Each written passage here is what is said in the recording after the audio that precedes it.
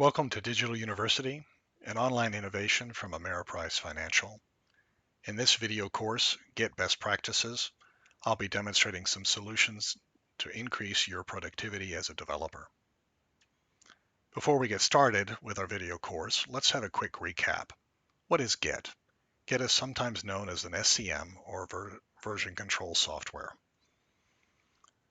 Git integrates into any project or directory. It tracks file changes for the entire project or repository.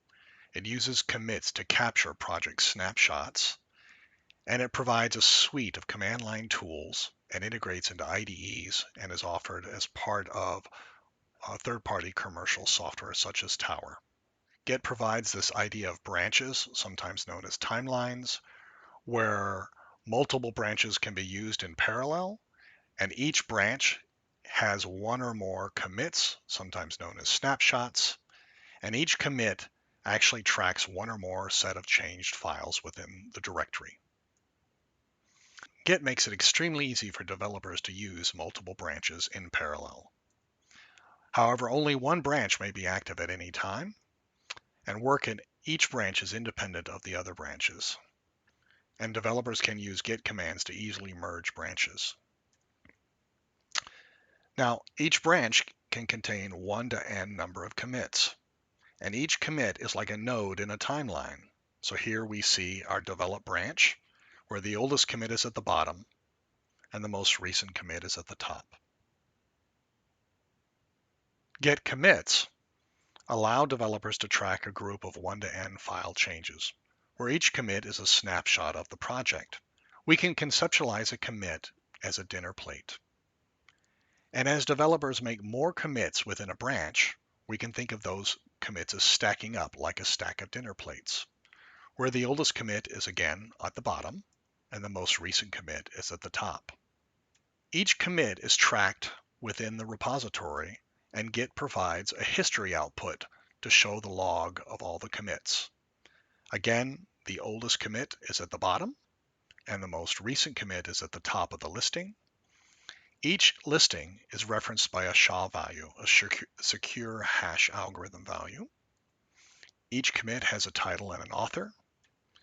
Each commit may have a message body, and commits can be easily compared to show the source changes between those commits. Git is also a distributed SCM that can be easily used on multiple machines. Consider the desktop for Thomas, where Git is being used for Project X, and we have multiple branches. That same repository can also be on desktop number 2 for Harry. And these two repositories are sometimes known as clones or forks.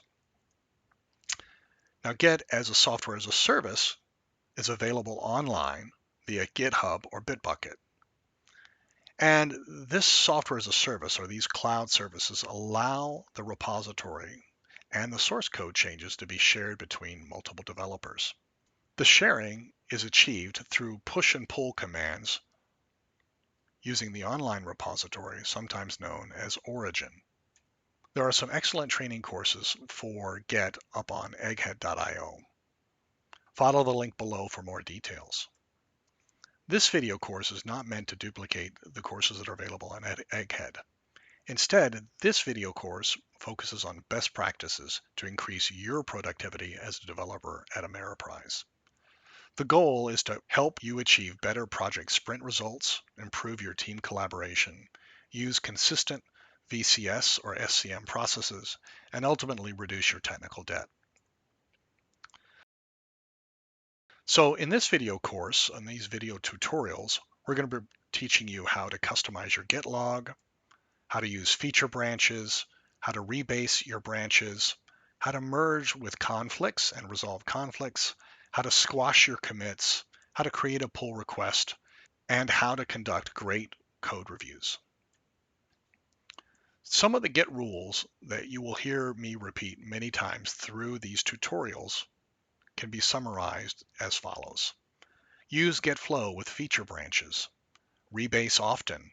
Enable force push only on feature branches. Always use prettier, and I'll explain why in the videos later on. Always use commit conventions. Always use pull requests. Squash your commits in pull requests. Use pull request conventions.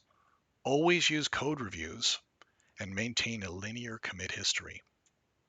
All the information in these video tutorials are also available on the Ameriprise Confluence wiki site. One of the guidelines that is especially important are the top 10 rules for Git.